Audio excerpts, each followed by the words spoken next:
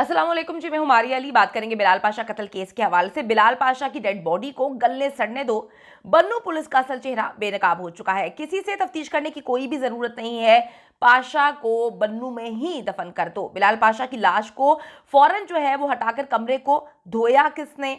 Pistol पर किसकी उंगलियों के निशानात थे? मैं अपना पिस्टल, अपना सामान पैक कर चुका हूं। बिलाल पाशा का आखिरी मैसेज, किसकी पिस्टल से उसको गोली मारी गई और एक मुकम्मल तौर पे कत्ल को किस तरह से खुदकुशी का रंग दिया गया। वो जो कमरा वहां पे मौजूद था जहां पर बिलाल पाशा की डेड बॉडी पड़ी हुई थी, जहां पर बिलाल पाशा को बड़े तशद्दुद करके मारा गया, उसका अहवाल आज की वीडियो में हम शामिल करेंगे, जिसको इन्होंने मुकम्मल तौर पे छुपा दिया, जिसको इन्होंने मुकम्मल तौर पर जो है वो गायब कर दिया, हर मामले को, हर चीज को, जैसे कि इस दुनिया में ना बिलाल पाशा की कोई अहमियत थी, ना ही उसके कत्ल की कोई अहमियत है।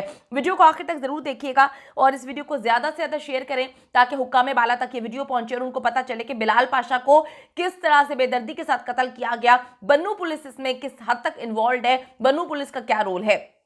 बिलाल पाशा को जो है बड़ी बुरी तरह कत्ल किया गया है। उसकी बॉडी जिसने करीब से देखी है, कुछ लोगों ने उसकी वीडियो बनाई और तस्वीर ली, बाद में उसको जब देखा तो पता चला कि उसकी आंख के नीचे जो है मार कुटाई के निशान है, यानी कि उसको तशद्दुद का निशाना बनाया। अब कोई भी बंदा खुदकुशी करना चाहता है, वो कितना भी दुनिया से डिप्रेस क्यों ना हो, वो अपने आप को पहले आंख के नीचे मारेगा थोड़ी। और जो खुदकुशी के तरीके बताए गए हैं, यानी कि जो गोलियां उसको लगी हैं, जिस तरह से गोली लगी हुई है, कोई भी बंदा अपनी आंख पे तो गोली नहीं मारता ना। बिलाल पाशा के कत्ल को खुदकुशी बनाने में सबसे अहम किरदार अगर मैं कहूं तो वो बन्नू पुलिस का है। बन्नू में कुछ ऐसा जरूर है, चाहे वो दोस्त हैं, चाहे वो वहां पर रिश्तेदार हैं, चाहे वहां पर बन्नू पुलिस है, कुछ ऐसा था जहां पर जो है हर मामले को ऐसे दबाया गया, हर चीज को जो है प्लानिंग के साथ एग्जीक्यूट किया गया और आराम से बिलाल पाशा की जो का कत्ल है उसको इन्होंने खुदकुशी बना दिया। अगर बन्नू पुलिस पाशा की लाश मिलने के बाद सही तरीके से तफ्तीश करती और सबूतों को मिटाने की बजाय फोरेंसिक को बुलाती तो बिलाल पाशा को इंसाफ मिल चुका होता। अभी तक उसके जो दरिंदे कातिल हैं वो कटहरे में लाके खड़े किए जा चुके होते, लेकिन वहां पे पता नहीं कैसे दोस्त थे बन्नू में जो मामले को मुकम्मल तौर पे गलत रंग देने की कोशिश कर रहे हैं। यानी कि जो सबसे पहले पहुंचता है वहां पे जाके उसकी कहानी ये थी कि बिलाल पाशा को हार्ट अटैक हुआ है, उसने अंदर जाकर इतना मामला देखा। अभी मैं आगे चल के आपको बताती हूँ कि कमरे का हाल क्या था। आप सच छुपाने की कोशिश करते हैं, दबाने की कोशिश करते हैं, लेकिन आप उसको मिटा नहीं सकते हैं। इसको सोचना चाहिए, आपको समझना चाहिए। आपको लगता है वहां पे कैमरे मौजूद नहीं थे, लेकिन अल्लाह का कैमरा, अल्लाह कहीं ना कहीं से कोई ना कोई बंदा भेज देता है जो मदद कर रहा होता है हर उस इंसान की जो सच को सपोर्ट कर रहा होता है। अच्छा जी, कमरे में दाखिल होते ही पता चलता था कि ये खुदकुशी का केस है ही नहीं। सबसे पहले कौन दाखिल हुआ, मुझे बताने की जरूरत नहीं है कि कौन दाखिल हुआ। उसके बाद किस तरह से पुलिस को बुलाया गया, किसने मामले को कैसे खराब किया, किसने मीडिया को गुमराह किया, मीडिया के बाद जो है उसने उनकी फैमिली को गुमराह किया कि बिलाल पाशा को हार्ट अटैक हो गया है। बिलाल पाशा अपने बेड पर पड़ा था और साफ लगता था कि उसे वहां डाला गया है। पिस्टल डेड बॉडी से बहुत ही दूर पड़ी थी, खून कमरे में फैला हुआ था। ये किसी खुदकुशी का निशानात नहीं है। ये कैसी खुदकुशी थी जिसमें खून कमरे में जो है फैलता रहा, जैसे बिलाल पाशा ने जो है वो भागने की कोशिश की हो। खून तो कमरे में तब फैलता है जब आप भागने की कोशिश कर रहे हो, जब आप बचने की कोशिश कर रहे हो, जब आप रेजिस्ट कर रहे हो, जब आप कह रहे हो कि भाई मुझे मत मारो, मैं जिंदा रहना चाहता हूं। ठीक है, खुदकुशी करने वाले का पिस्टल उसके हाथ में होता है या फिर हाथ के पास थोड़ा सा दूर पड़ा होता है कि अगर आपने गोली मारी तो उसके बाद वो वहां पे गिर गया। लेकिन यहां पिस्टल को गोली मारने के बाद दूर फेंक दिया गया था। भाई ये कैसी खुदकुशी थी? बिलाल पाशा ने खुदकुशी मतलब कितनी एक खौफनाक अंदाज में की है कि उसने ऐसे गोली मारी कि उसकी आंख पे गोली लगी, उसके बाद वो पूरे हवासों में था, उसने पकड़ के पिस्टल उठा के जो है वो दूर फेंक दी। गोली तो जो देखने वाले हैं उन्होंने बताया कि 2 गोलियां लगी हुई हैं। चीजें तो बहुत सारी हैं, बहुत सारे मामलात हैं। अच्छा जी, गोली मारने के बाद दूर फेंक दिया गया पिस्टल। बिलाल पाशा के जिस्म और चेहरे पर तशद्दुद के निशानात थे, इसीलिए उसके कॉफिन को खोलने नहीं दिया जा रहा था, उसके पास नहीं आने दिया जा रहा था। लेकिन अफसोस मुझे होता है उनके प्यारों पर कि अगर कोई दरिंदा उसके प्यारे के लिए एक एक ट्रैप रचा रहा है, एक गेम खेल रहा है, तो उसकी गेम में हम क्यों आ रहे हैं? कॉफिन के लिए मना कर दिया। किसने मना किया कॉफिन के लिए कि कॉफिन आपने नहीं खोलना? एक बंदा वहां पे शलवार कमीज में खड़ा कर दिया। वो बंदा कौन था जो किसी को बिल्कुल पास नहीं जाने देता था, जो किसी को तस्वीर आराम से अंदर तक लेने नहीं देता था, जिसको डर था, जिसको इंस्ट्रक्शंस दी गई थी? वो कौन था? बिलाल पाशा के जिस्म और चेहरे पर तशद्दुद के निशानात वाजे नजर आ रहे थे। गोली चलने की आवाज किसी ने नहीं सुनी। मेरा सवाल अभी तक ये है कि उस घर में एक ड्राइवर था, पाशा खुद ड्राइव नहीं करता था, एक ड्राइवर 24/7 रहता था। एक वो ड्राइवर जो इसका दोस्त जिससे 2 करोड़ रुपए लिए थे, उसका भांजा वहां पर मौजूद था जो पाशा ने अपने लिए रखा हुआ था। उसके अलावा तकरीबन 3 से 4 जो है मुलाजमीन उस 8 कनाल के घर में मौजूद थे। इतने मुलाजमीन होने के बावजूद गोली चलने की आवाज किसी ने नहीं सुनी। ये कैसे पॉसिबल हो सकता है? अगर हम रात की बात करें तो रात को तो अगर कहीं पे कोई दरवाजा भी बजता है या कोई चीज भी गिरती है तो आप एकदम हड़बड़ा के उठ जाते हैं कि क्या हुआ है। रात को इतना सन्नाटा होता है। तो ये कैसे मुलाजमीन थे, कैसे लोग थे? या तो सारे के सारे मिले हुए हैं या तो सारे के सारों ने पैसा खाया हुआ है। हर एक बंदा इन्वॉल्व है। तो जी गोली चलने की आवाज किसी ने नहीं सुनी। एक बंदा 14 घंटे तक, ये 1-2 घंटे की बात नहीं कर रही, 14 घंटे कमरे से नहीं निकलता। और घर में मौजूद दोस्त, मैंने आपको बताया था कि उसके दोस्त, 2 से 3 दोस्त हर वक्त उसके साथ रहते थे, उसके टुकड़ों पे पलते थे, उसके पैसों पे पलते थे, उसके घर में रहते थे। क्योंकि पाशा के जो है वॉइस नोट्स हमारे पास मौजूद हैं जिसमें वो वाजे तौर पे बता रहा है कि मैं अकेला नहीं रहता मिट्ठू जी, मैं अकेला नहीं रहता, इतना बड़ा घर है, मैं अकेला नहीं हूं, मैं इस वक्त आपसे बात नहीं कर सकता मिट्ठू जी क्योंकि मेरे साथ मेरे दोस्त हैं। तो हमारे पास तो बहुत सारी चीजें मौजूद हैं जिसमें यह साबित होता है कि हर वक्त उसके दोस्त उसके साथ मौजूद थे। तो बात यह है कि 14 घंटे तक उसकी लाश जो है, चले 14 घंटे तक उसको लाश नहीं कहते, चले 14 घंटे तक वो अपने कमरे से बाहर नहीं निकलता और जो घर में मौजूद दोस्त है मुलाजमीन वो खामोश रहते हैं, उनको वेट नहीं लगता। अगर हमारी कोई रूटीन डेली की बनी हो, हम 2-3 घंटे लेट हो जाते हैं तो बंदा दरवाजा बजाता है।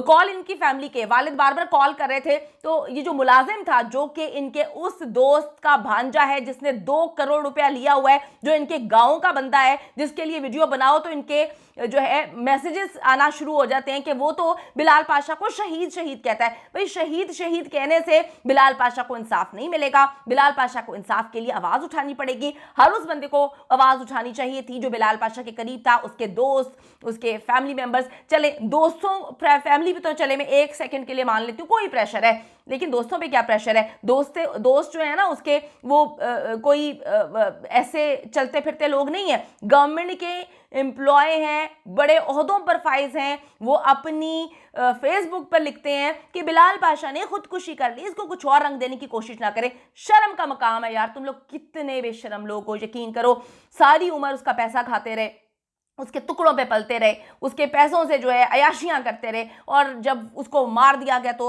तुम लोग अपने स्टेटस लगा रहे हो कि जी खुदकुशी है, उसको आप किसी और रंग देने की कोशिश ना करें।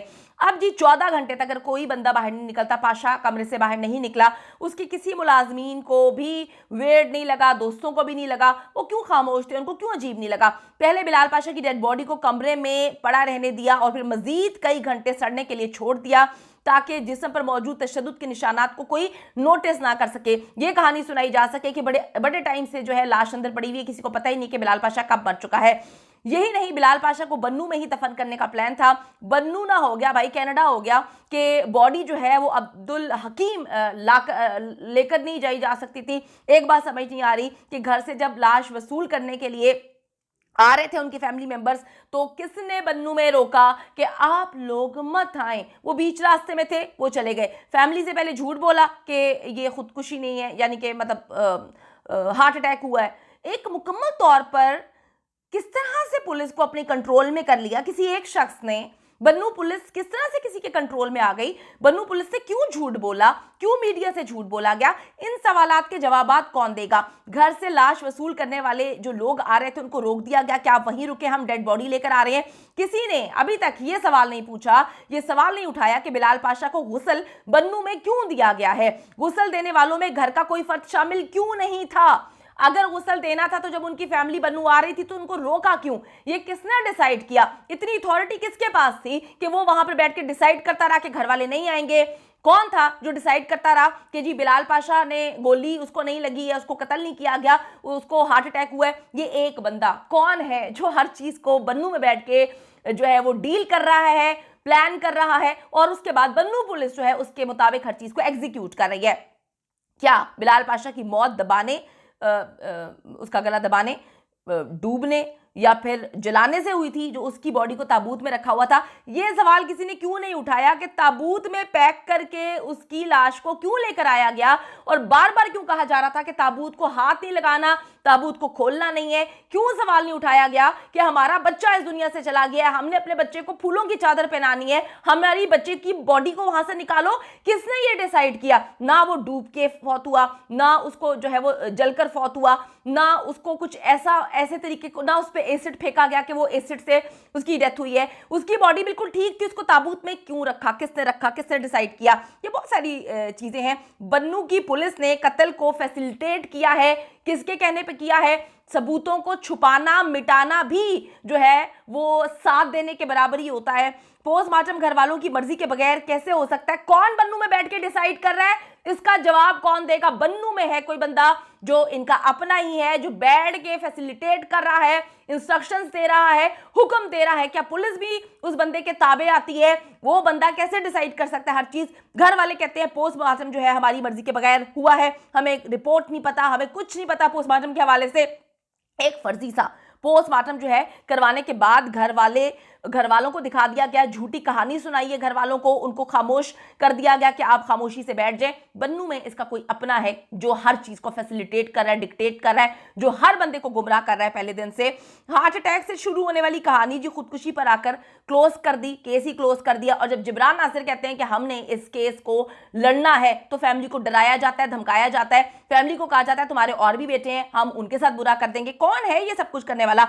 बन्नू पुलिस ही में से ही ऑफिशियल से कोई पूछता है, कोई पूछे, कोई वजीर आजम इस मुल्क का है, कोई बंदा सवाल पूछे बन्नू पुलिस से कि आपने इतनी गैर जिम्मेदारी का मुजाहरा कैसे कर लिया, किसके कहने पे किया? एक हार्ट अटैक से शुरू होने वाली कहानी आप लोगों ने खुदकुशी पे खत्म कर दी, केस को खत्म कर दिया, अपनी मर्जी से पोस्टमार्टम बनवा लिया, अपनी मर्जी से पूरा का पूरा खेल रचा लिया। कौन है मौजूद बन्नू में जो अंदर का ही बंदा है, बहुत ही अपना है, जिसको बिलाल पाशा से इतनी नफरत थी कि उसको इतनी बुरी तरह कत्ल किया? वो बहुत खुश था, वो अपनी ज़िंदगी से बहुत खुश था, वो आगे बढ़ना चाहता था।